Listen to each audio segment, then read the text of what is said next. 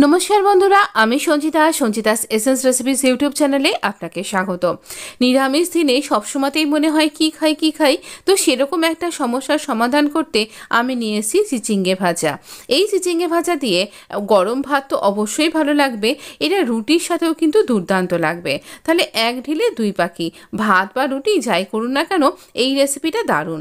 তো snake goat এই রকম দিয়েই দেখতে হবে। তো সাপের মতনই খানিকটা দেখতে লাগে বলি একে বোধহয় স্নেক গোট বলা হয়। এতটা লম্বা হয়, তবে হ্যাঁ এটা অনেক সময় বাঁকা বাঁকাও হয়, কিন্তু এইরকমভাবে দাগও থাকে এইরকম মতন। তো যাই হোক সেই জন্যই এর নাম স্নেক গোট। তো এটাকে ভালো করে ধুয়ে নিয়েছি। এবার চলুন আমরা এটার খোসাটা ছাড়িয়ে নেব। তো এইরকম ছোট ছোটও হয়, বড় বড়ও হয়। আজকে আবার এরকম দুখানা পেয়ে গেছি। তো এটাকে আমি এইরকমভাবে এই মুখের দিকটা আর এর লেজের দিকটা কেটে বাদ দিয়ে দিলাম।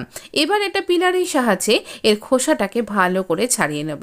খোসাটা একটা কিরকম ভাবে শক্ত মতন থাকে, হালকা পাতলাই, কিন্তু তবুও এটাকে বাদ দিতেই বেশি ভালো লাগবে। তো এটাকে আমরা বাদ দিয়ে দিচ্ছি। যদিও যদি একদম কচি পান তাহলে অনেক সময়তে বাদ না দিলেও কিন্তু চলে যায়, তবে এইভাবে আমি এটার খোসাটা বাদ দিয়ে দিলাম। সমস্তটারই খোসাটা বাদ দিয়ে দেব, তবে আগে ধুয়ে নিয়েছি বলে এখন আর কিন্তু ধোবো না। খোসাটা ফেলে দিচ্ছি।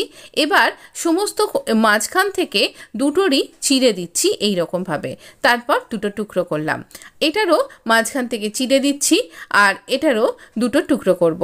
আপনি যদি বড় লম্বাটা কাট করেন তাহলেও কিন্তু একই প্রসেসে 4 টুকরো করে নেবেন, তাহলে পরে একসাথে কাটতে সুবিধা হবে। এবার শাকের আঁটির মতন করে ধরুন আর এবার ঝপাঝপ ছুরি দিয়ে কেটে ফেলুন। তবে বটি দিয়ে কাটতে গেলেও কিন্তু এভাবেও কাটা যায়। তো এই রকম করে আমরা এটাকে কাট করে নেব।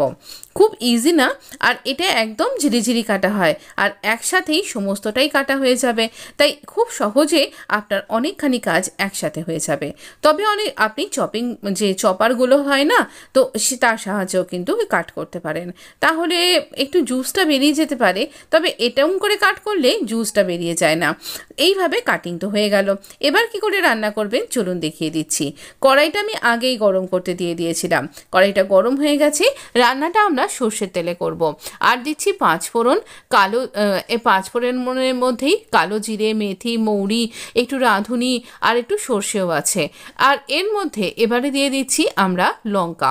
হ্যাঁ, এখানে আমরা লাল লঙ্কা ফাটিয়ে দিয়ে দিলাম। আর একটুখানি ঝাল ঝাল গন্ধটা যাতে ভালো আসে তার জন্য আমরা এখানে দিচ্ছি এরকম কাঁচা লঙ্কাকে ফাটিয়ে দিতে ভুলবেন না। এবার গোটা চিচিঙ্গেটা পুরোটাই আমরা কাঁটাটা দিয়ে দিলাম। এবার চিচিঙ্গে যখন দিয়ে দিয়েছি তখন এটাকে তো ভালো করে নাড়াচাড়া করে নিতে হবে। গরম তেলে ভালো করে এটাকে নাড়াচাড়া করে নেব। তাতে কি হবে, ফোড়নের গন্ধটা পুরো চিচিঙ্গেটার মধ্যেই অ্যাবজর্ব হয়ে যাবে।